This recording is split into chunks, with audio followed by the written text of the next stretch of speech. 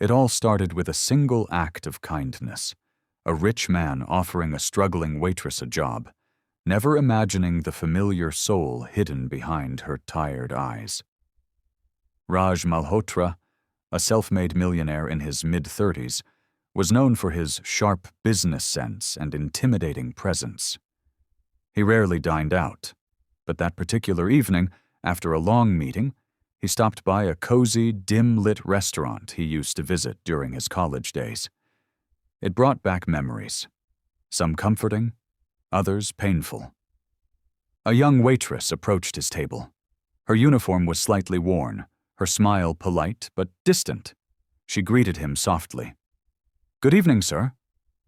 May I take your order?" Raj looked up, and for a moment something flickered in his eyes. There was something oddly familiar about her.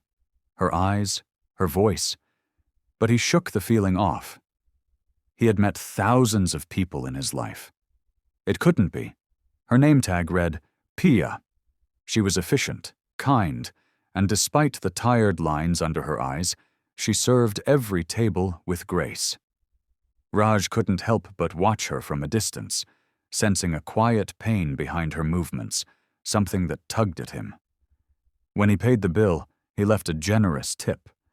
But as she collected it, he said, "You're too smart to be doing this forever. Ever thought of working in a corporate office?" Piya blinked. "I have, but life didn't quite go that way." Raj nodded slowly. Then he handed her his card. "Come see me tomorrow. I have a job you might be perfect for." She hesitated, unsure if he was serious, but something in his calm gaze reassured her. What neither of them knew was that this wasn't just a job offer, it was fate knocking softly, ready to reopen a forgotten chapter. The next morning, Piya stood in front of a towering glass building, clutching the business card like a lifeline. Her heart pounded, not just from nerves, but from something else. A strange pull toward this man she had just met. She shook the feeling and walked in. At the top floor, Raj was reviewing files when his assistant announced her arrival. As she stepped in, time seemed to pause. Raj looked up, and this time he really saw her, the shape of her eyes, the scar near her temple, that voice. It hit him like a wave. "Piya," he whispered, standing slowly. She looked confused. "Yes?" He stepped closer, his voice shaking. "Piya Sharma? From St. Xavier's?"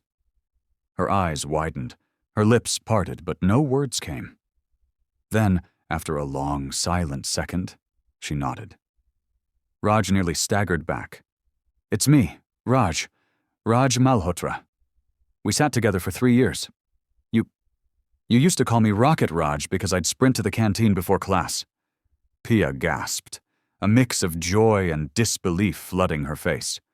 "Raj, oh my God, I thought you went abroad. You just disappeared." "I did," he admitted. "After my dad died, I dropped everything and left. But I looked for you when I came back." Piya smiled sadly. "Life happened. I lost my parents, dropped out to take care of my brother. It's been hard." For a long moment, they simply stared at each other. Old memories surfaced, shared laughs, late-night study sessions, unspoken feelings. Raj took a deep breath. "I can't believe we met again like this." Piya nodded, a tear slipping down her cheek. "Me neither."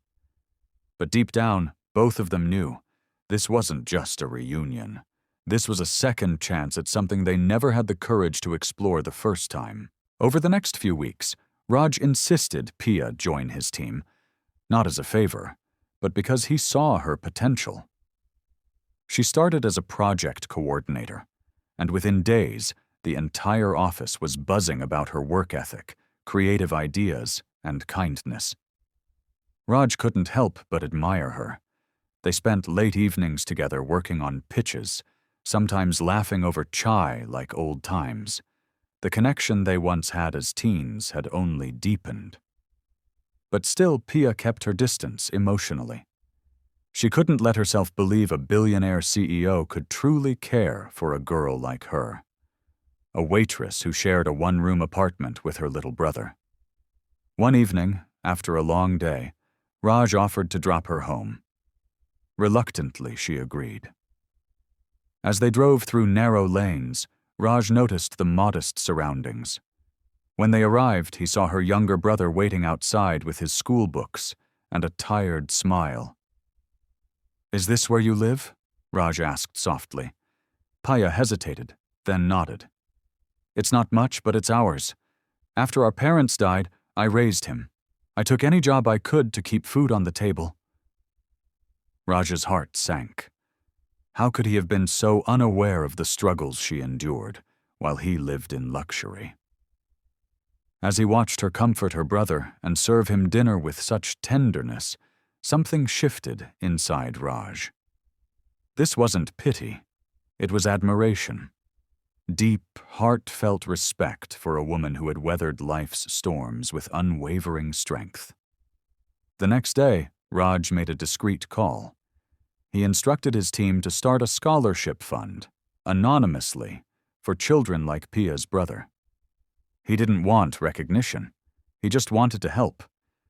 But his feelings for Piya? Those were becoming impossible to hide.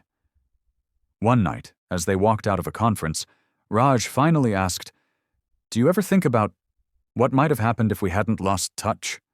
Piya looked up at him, her eyes glimmering. Every day, days turned into weeks, and something beautiful began to blossom between Raj and Piya. It wasn't about wealth or status. It was built on shared memories, late-night conversations, and silent glances that said more than words ever could. One evening, Raj invited Piya to a private company event at one of the city's most prestigious hotels. Nervous but excited, she borrowed a simple sari and showed up, unaware of what the night would bring. As she stepped into the ballroom, all eyes turned. The staff and executives whispered among themselves.